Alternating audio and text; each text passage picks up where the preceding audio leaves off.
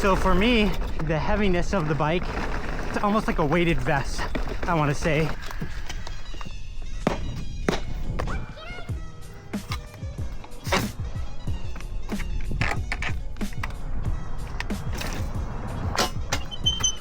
Hey, what's going on YouTube? Out here riding at Sky Harbor for an evening ride. It is a cool 92 degrees. If you're from Fresno, that's a break from the triple digit weather we're used to.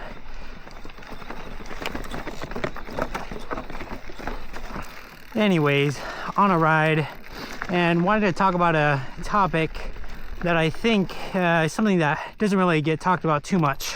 And that topic is talking about e-bikes and how I don't think they're as easy to ride as people make it out to be. Now, don't get me wrong, of course you have the electronic motor, but I think there's a lot more that goes into e-bike riding that just doesn't make it as easy as people seem, where it's like there's no effort put into it. Alright, so don't get me wrong, e-biking is definitely easier on the legs, but I think it's definitely more of a whole body exercise, definitely given that the bikes are heavier, the components are typically a little bit more beefier. Like my bike, this one right here, weighs about, I think, 45 pounds. So, you know, it is a substantial, I think it's like a 10-pound increase compared to my other bike. So definitely need to be, and like you can feel those 10 pounds for sure.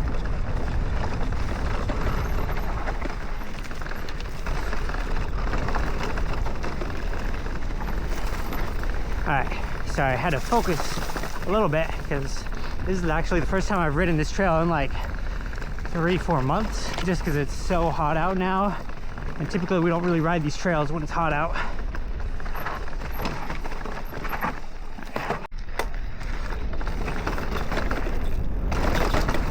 So for me, for an example, when I first started riding this bike, you know, those 10 pounds were very noticeable. But then as I started riding this bike a little bit more, I noticed, you know, built up a little bit more tolerance, definitely like some more muscle built up, and you know, now I feel like I can maneuver this bike easily, but it was definitely like, you know, not an easy thing to just pick up. Let's check out this double. Ooh, it's built up a little bit more. And I would definitely say that my bike cannot get that. My bike is definitely, Jesus, come on. I would definitely say that my bike is definitely on the lighter side and feels really close to my Transition Sentinel. So to definitely transition from like a heavier bike to maybe a full-size e-bike, definitely not easy to just whip that thing around.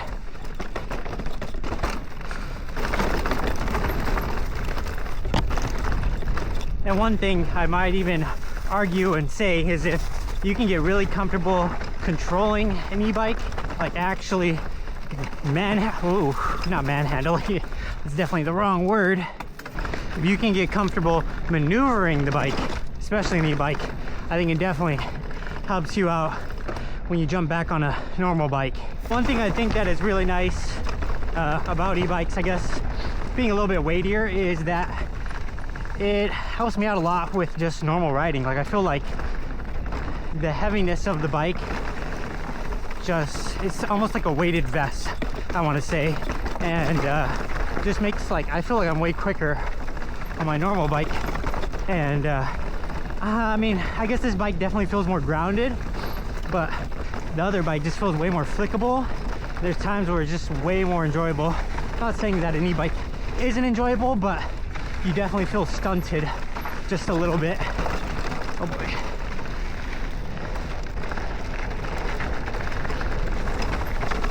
Uh-oh. Oh boy. Literally almost went into a giant rut. Oh boy. Yeah, this trail is super rutted right now.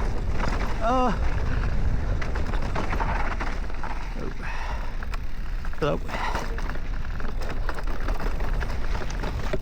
Pop off over there. There we go. Oh yeah, just riding the absolute edge of this trail.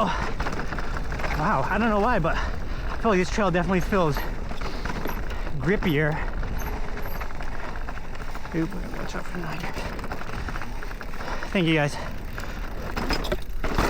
Yeah, this trail feels grippier right now in these dusty conditions than it does when I'm riding it around like March, April time. Makes absolutely no sense, but I guess that's Sky Harbor for you. Also, for those of you who follow mainly for the transition relay, I think Fazua got a recent update, and it's definitely very noticeable. Like, I feel like I'm not cutting as much power on the climbing. Oop. Hello. Thank you guys. Yeah. Appreciate it. Definitely not noticing the power cutout as much. And overall, like, I really like the, I think it's called the kick over or the run over. I'm not entirely sure what it is, but it allows the engine to keep going just a little bit as you're going over techie features, but I really like it. It definitely has helped me a lot in the technical climbs. All right, try to sneak one more lap in. Right now we are in the race against time as it's getting pretty dark. Can't really see too much. Oop, that smacked my pedals. Yikes. Right now we are definitely testing out the capabilities of the Insta360. Oop, Ace Pro 2. Oh, yikes. Smack the hell out of that.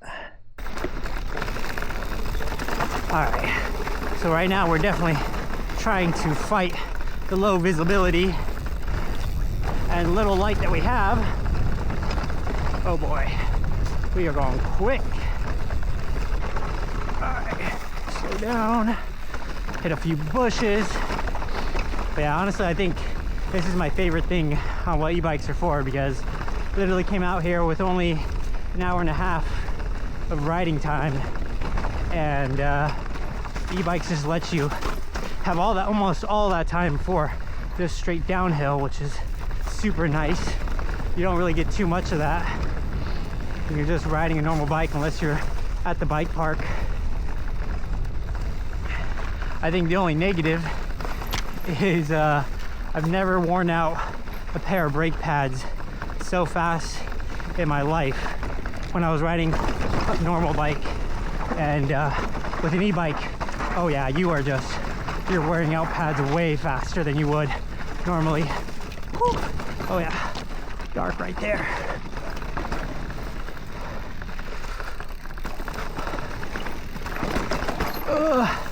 There we go.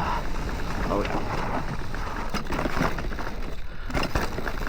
Oh boy. All right, guys, I think that's gonna be all for today's video. Thank you so much for watching. If you stayed to the end, really appreciate you. And if you guys want to see more content like this, feel free to subscribe.